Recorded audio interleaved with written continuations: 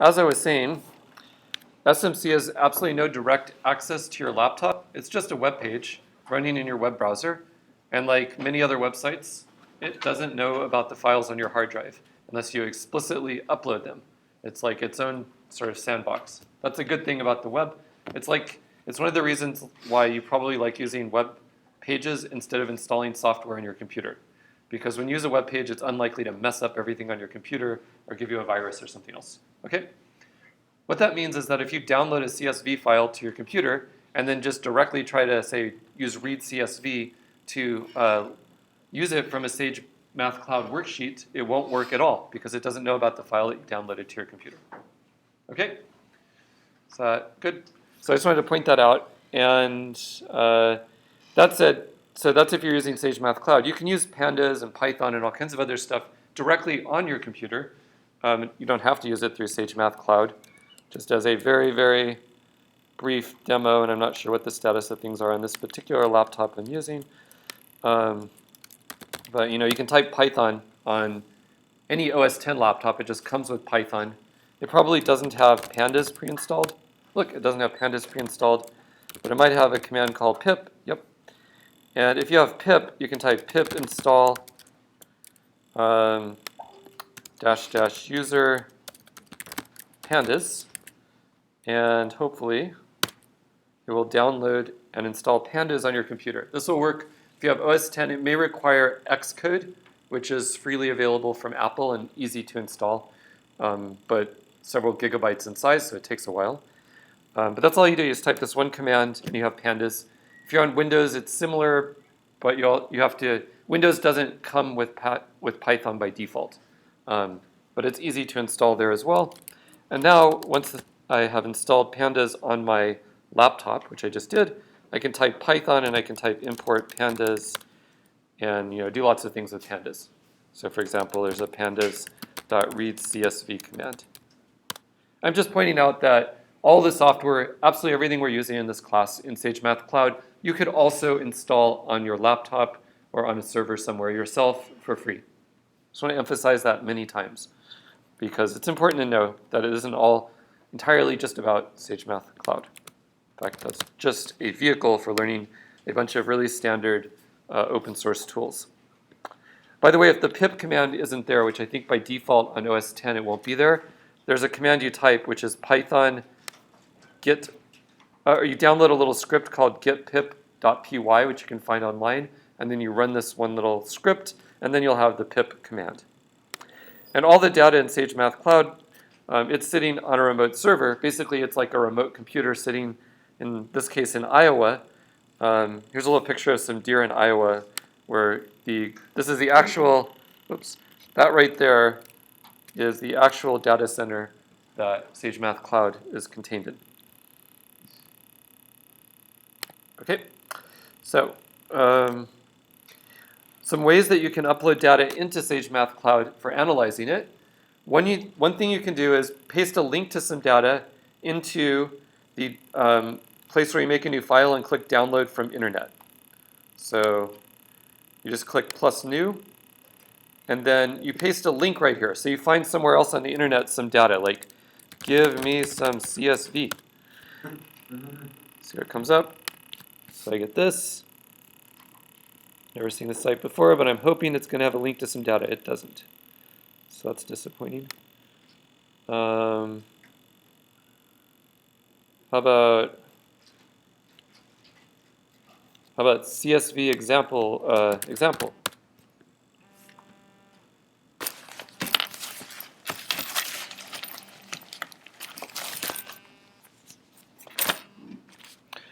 Okay, some sample CSV data. Great, so I just found a random website that claims to have some CSV data.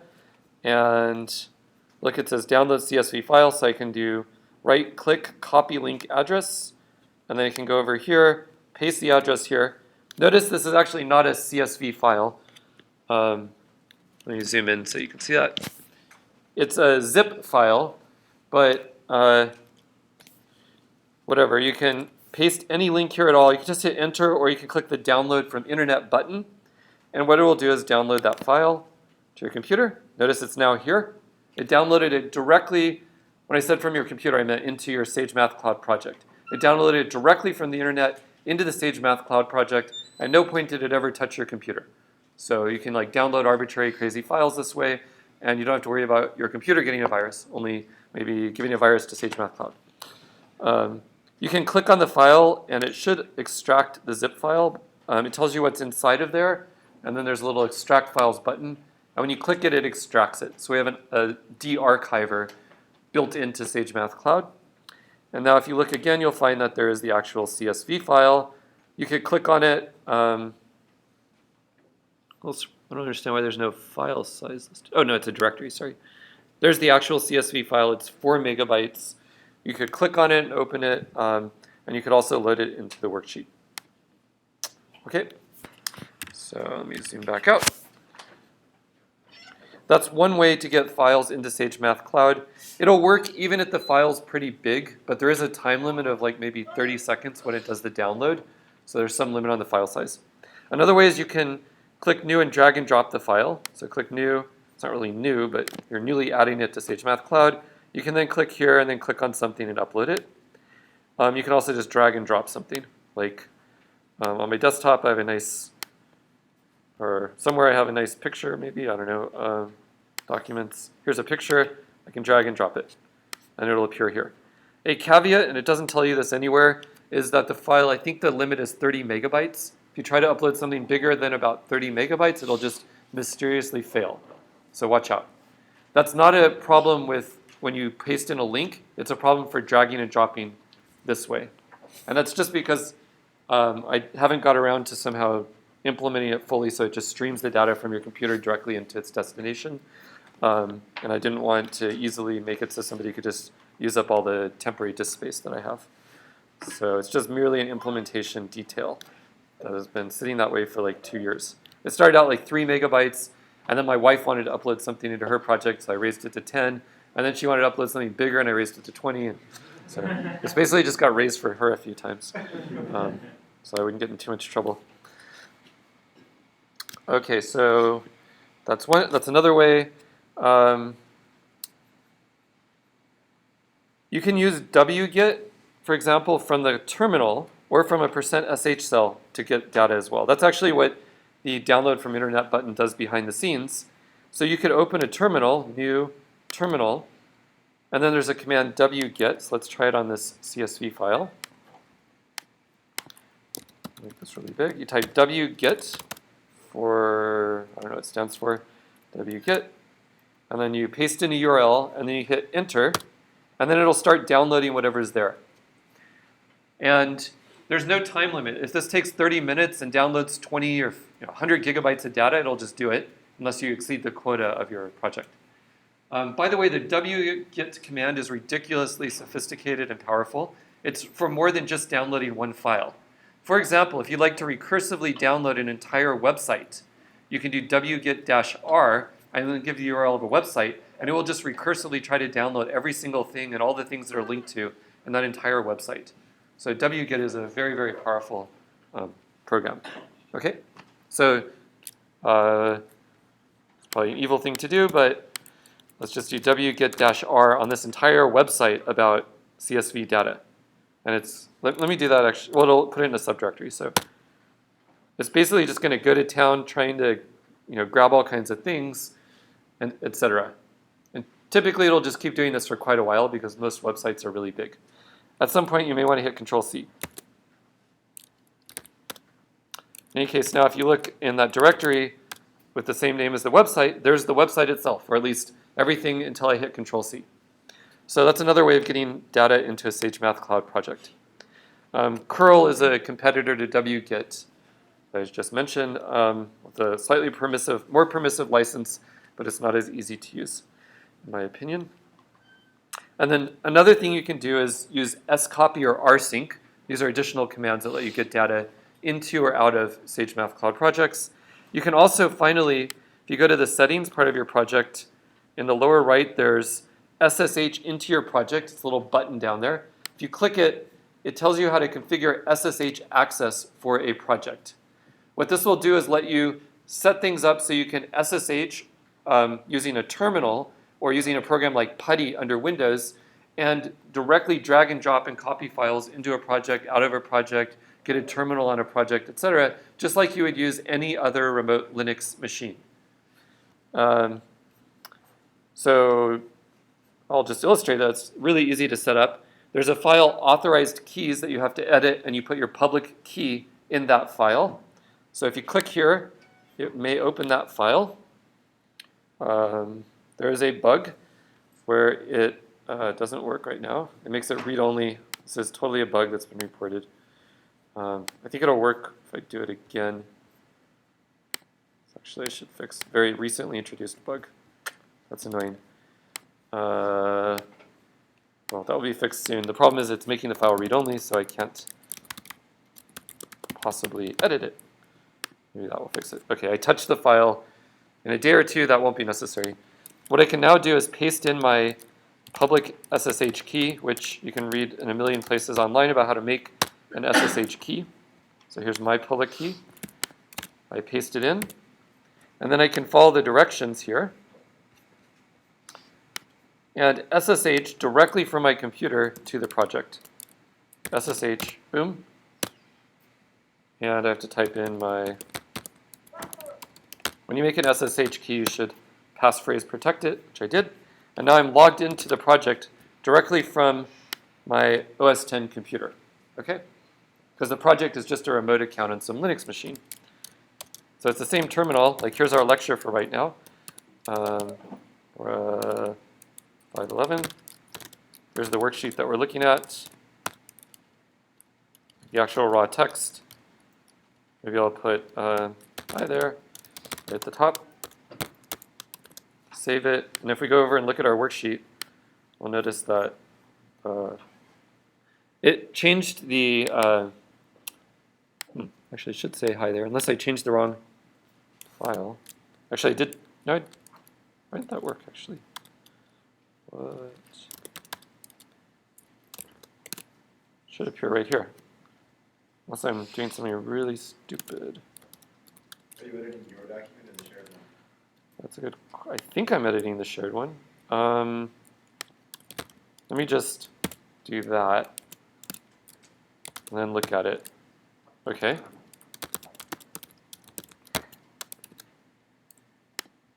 It should notice the change.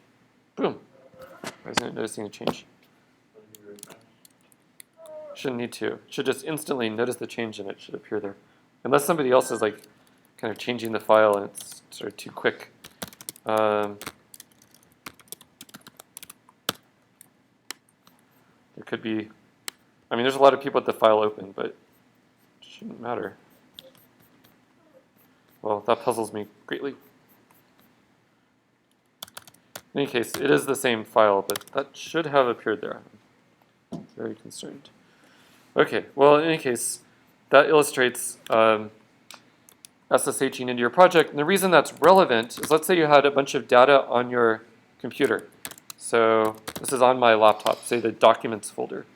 So it looks like I have some movies. That's probably not a good one to upload because they're huge. Downloads. I don't know, but I could type, okay, so I'll go into the downloads folder. I'll extract some big directory of files called bup. Okay, there's a lot of files there I can do.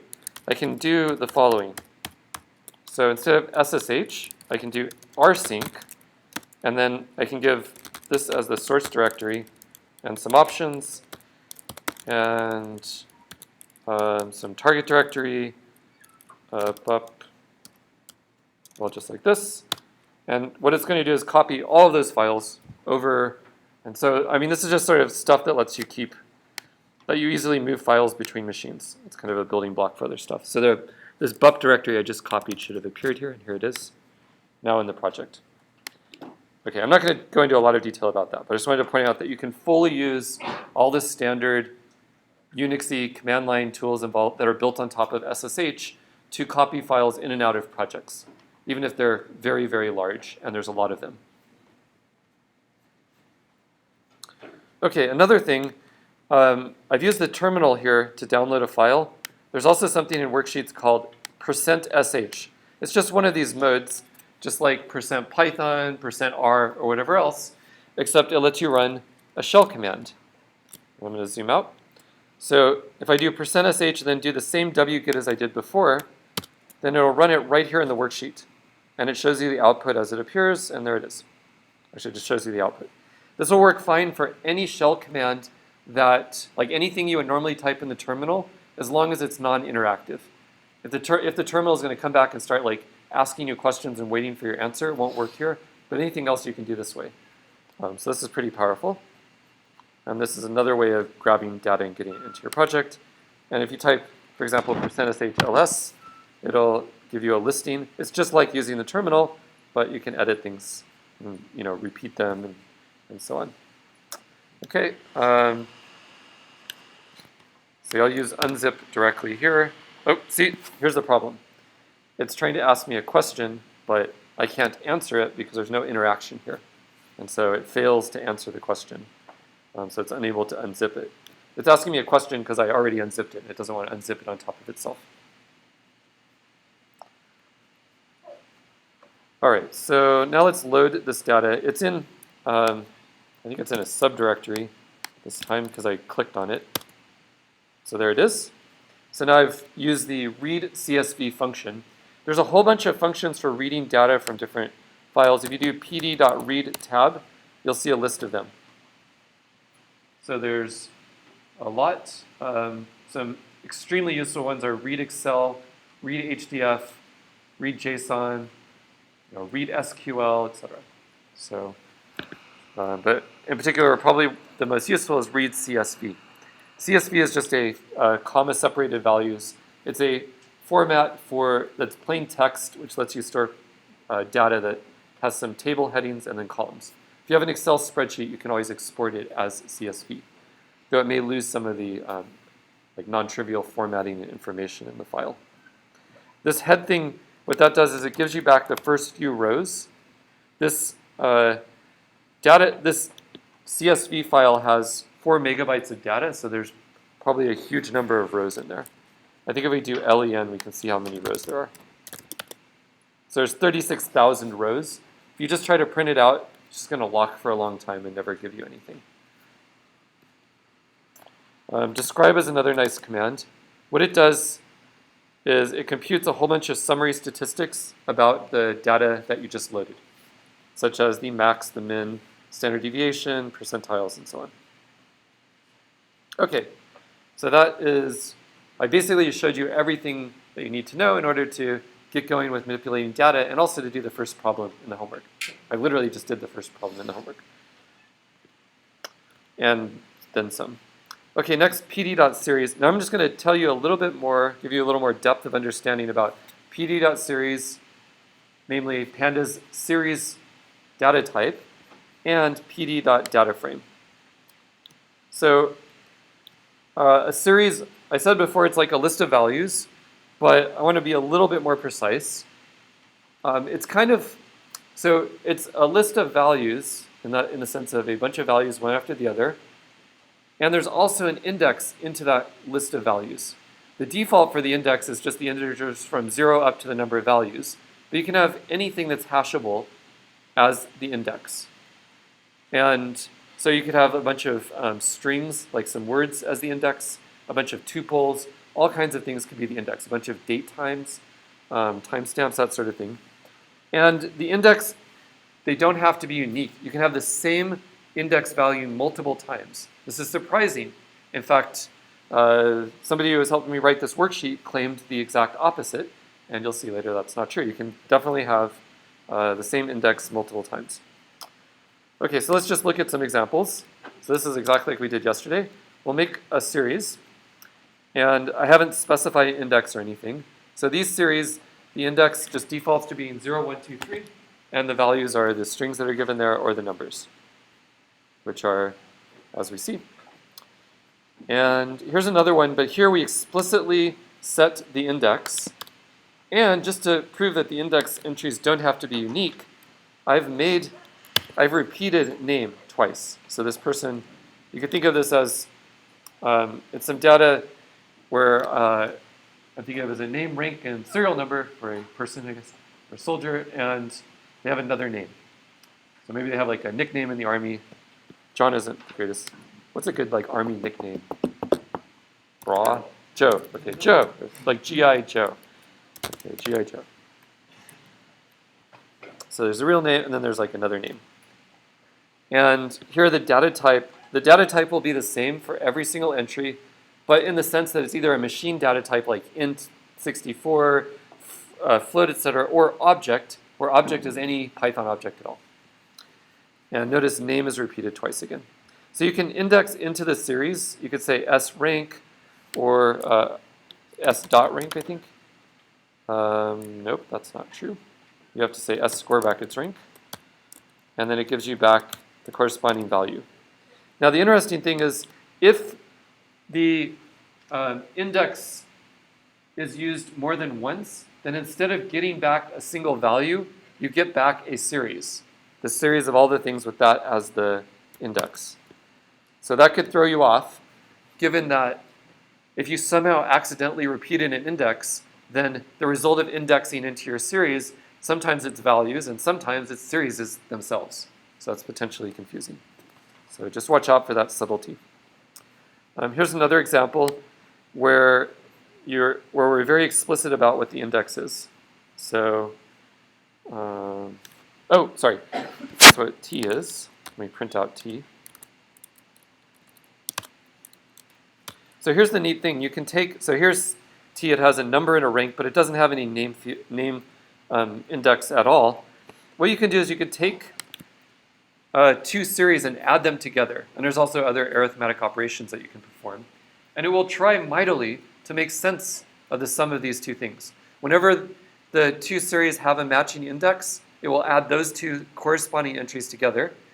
When that makes sense, it'll give you a nan when it doesn't make any sense at all.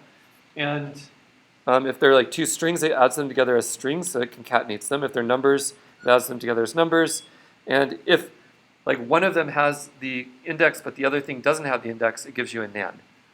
And so basically, you can have all kinds of crazy different series all over the place and do arithmetic with them. You can think of series as like super flexible, powerful dictionaries, where you can repeat the keys multiple times, and they're equipped with an order, and where you can do arithmetic with them.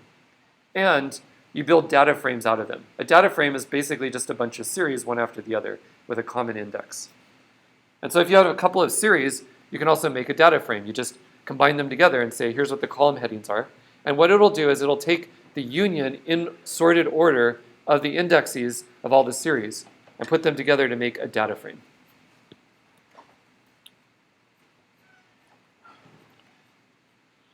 Okay, this is just some more about indexing into series. So here's the series we made at the top, age square brackets 2 gives you the entry corresponding to 2. Because 2 is unique, it just gives you back that number. You can also get a range of rows or columns. I haven't talked much about this at all, but indexing in Python, you can do something colon something, and it gives you, if you do a list or pretty much anything in Python, n colon m, it gives you that thing square brackets n all the way up to, but not including that thing square brackets m. And you can count down from the other side. That's what the -1 corresponds to. So it's a super powerful, flexible way of indexing into any kind of structure in Python. And you can also have it say, give me every other value in a range by specifying a third entry, colon 2, for example. That'll go 1, 3, 5, 7, all the way to the end, which isn't so useful here because there's only two things. With a series, you can also do these conditions, like give me the entries in the series with that condition satisfied. So for which the value is greater than 30. Or here, I take the ones where the value is greater than 30, that gives me back a series, and then I apply the same technique to index into the resulting series, and I get a series with only one value in it. Okay, so these series are just like super flexible.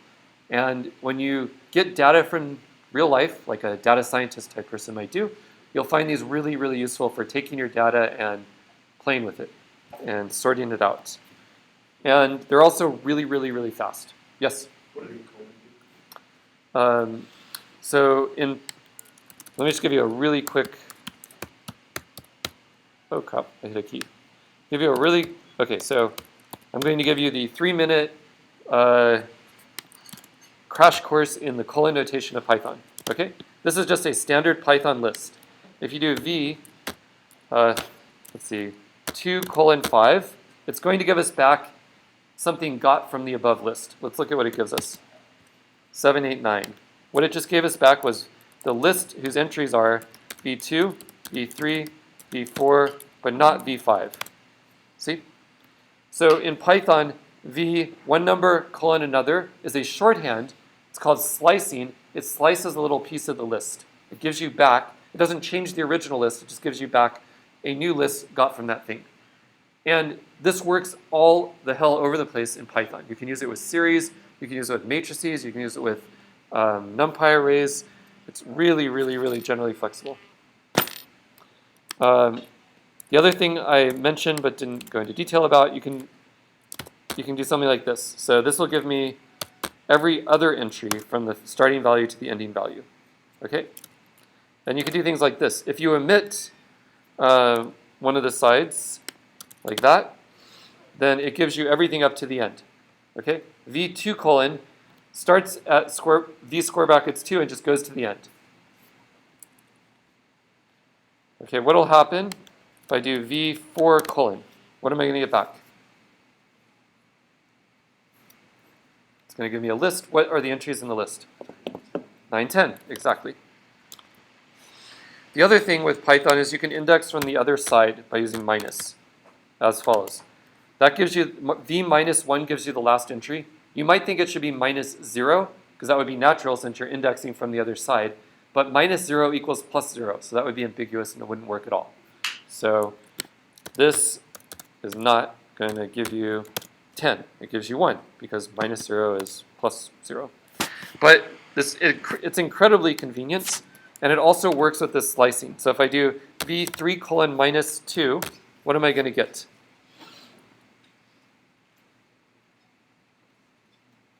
Yep, the list that contains just 9, I hope. Nope, wrong, list that contains just 8. So the reason is it starts with v square brackets 3, whatever that is. So it's 0, 1, 2, 3, 8. And then minus 2 would give you that position. But when you use this colon syntax, it goes from the first thing to, but not including the last thing. Okay? So it never includes what you would be indexing at the end. So this goes from v3 to, but not including v minus 2. Got it? So that's Python list slicing, and it works the same way everywhere. Right, moving on. So Python dictionary, it's kind of like, or Python series is kind of like a Python dictionary, but it has an ordering. You can use the same key multiple times, and it's just really awesome. Okay, I have an exercise, but right before I show you that, let me just show you this spam I got this morning from Enthought. They sent me a message saying that 50 to 80% of time that data scientists spend is spent wading through the tedium of acquiring and wrangling data. And it's actually all about an online course that Enthought, a company, teaches about how to use Pandas. And so it shows some data scientists wrangling data. And this is a link to a New York Times article, which is about big data and stuff like that.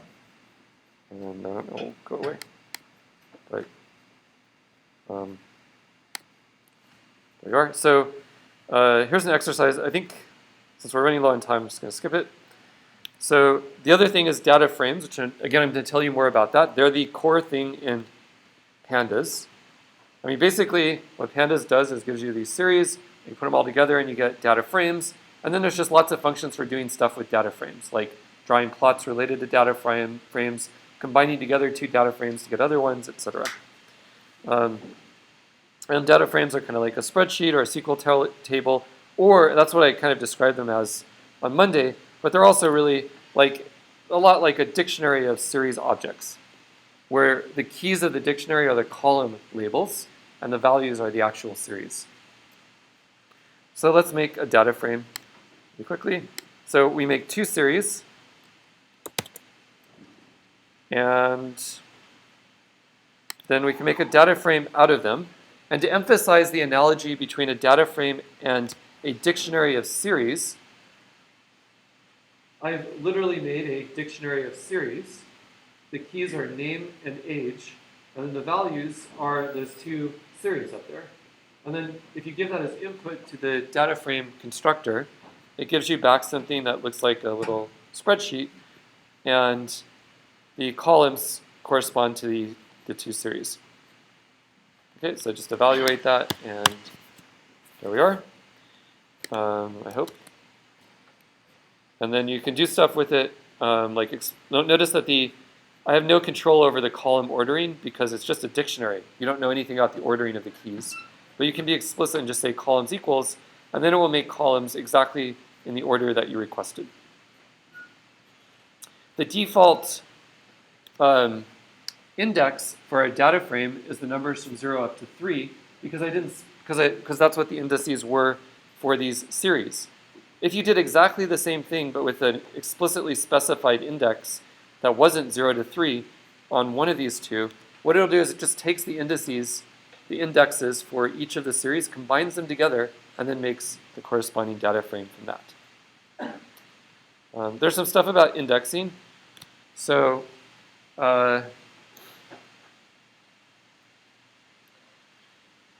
here's the thing. You might think in general that you would do people, and this is what I thought for a moment. Remember, I got confused about this on Monday. You might think you just do that to get row number 1.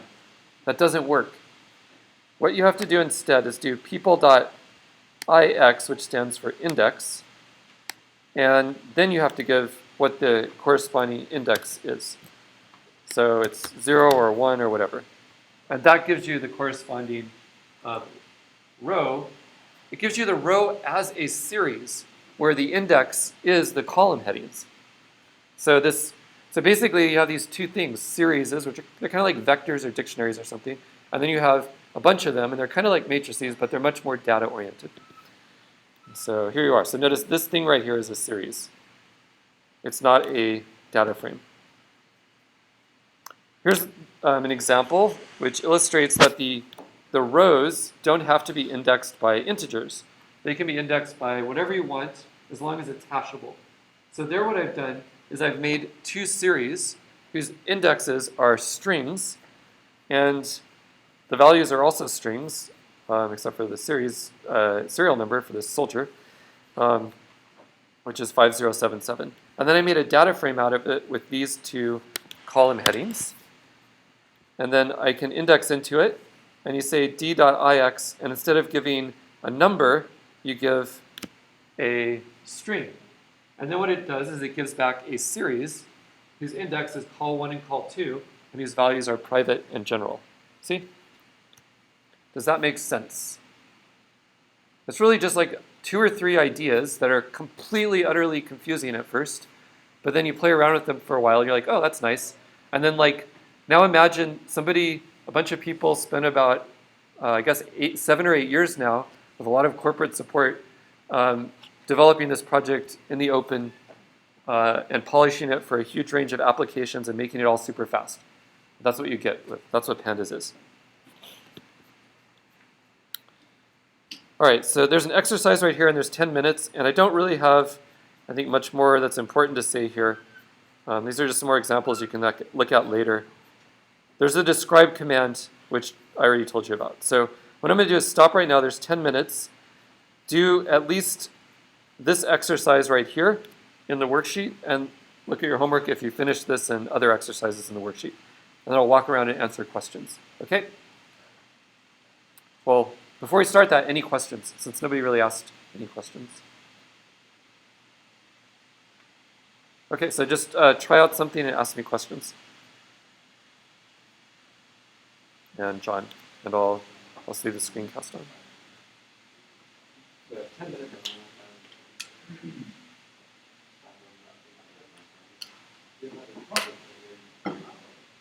Oh, yeah.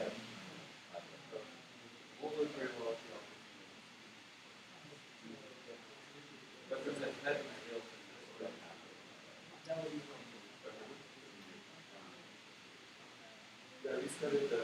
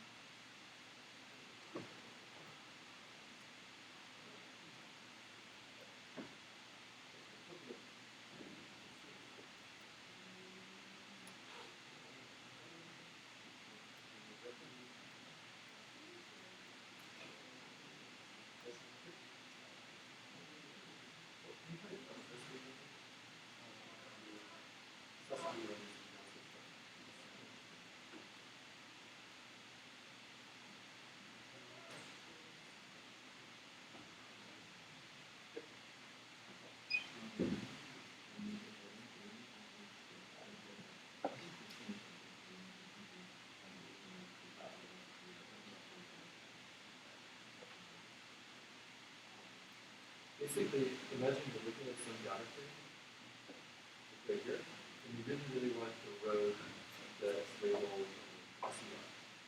So if you d.ix, you can then just use square brackets and put SER with the d.io. So basically, it lets you grab it. You can also get velocity.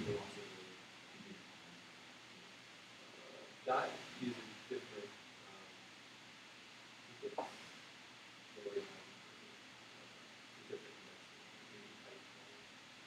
well, I'm not sure it is beautiful.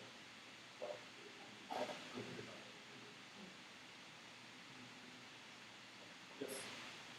There you go there.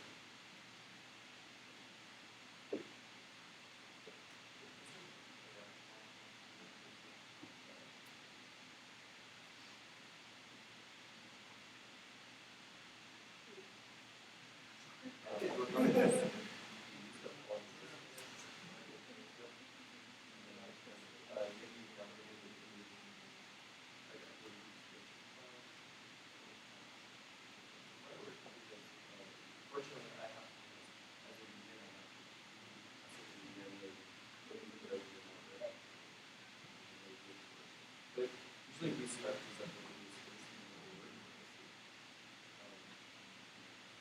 very easy. Looks like not a lot.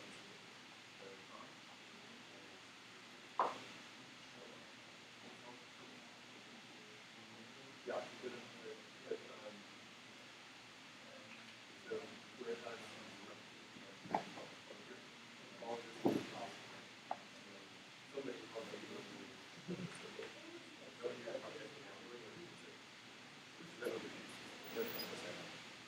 quick announcement, which I'm noticing some people have hit. If you upload a large amount of data, which a lot of people do, you'll use up your disk quota, which is 3 gigabytes. Which is no problem given everything we've done so far, but suddenly becomes a problem. Many people in this room have done that. And an unfortunate fact about SageMath Pod is we haven't yet implemented a way of dealing with that without manual intervention. Namely, if you use up actually all disk space in your project might not start anymore. And if that happens, the only way to fix it is to email this address and include this link. And then what I will or somebody else will do is they'll literally go into your project as root and delete some files so that your project will start. Or they'll increase your quota manually, which is something I can also easily do. That's probably what I'll do. I'll just increase it from 3 gigabytes to 4 gigabytes. So watch out before you upload a massive file. Okay? Since multiple people have done that.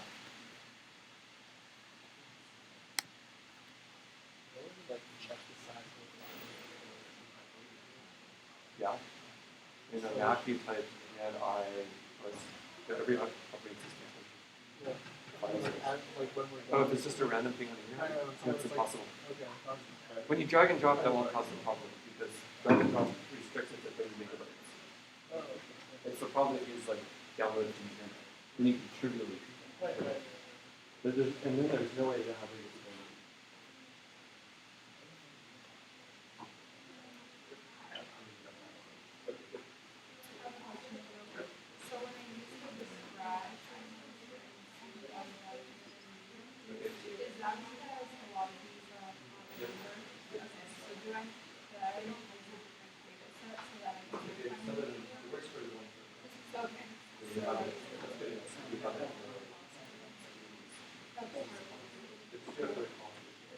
Okay, so how do I, when I use like data other than all the columns, do I use a square bracket? Okay, yeah.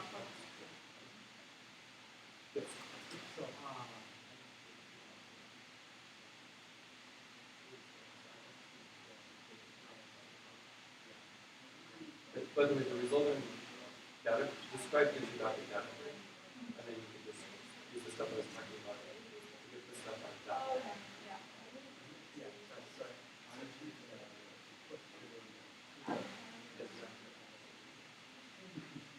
Oh, so this will work because what this actually does is if you just copy and paste this in the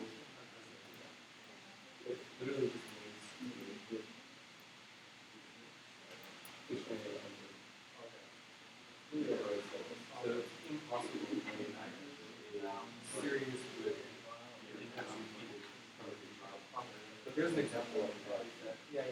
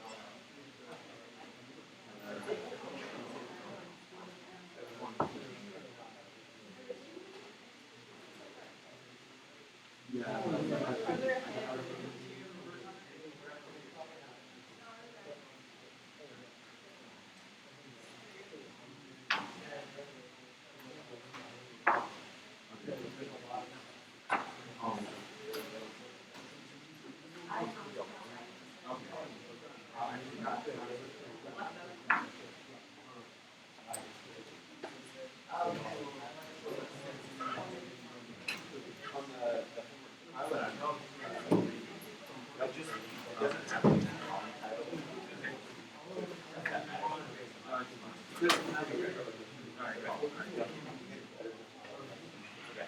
Thank you.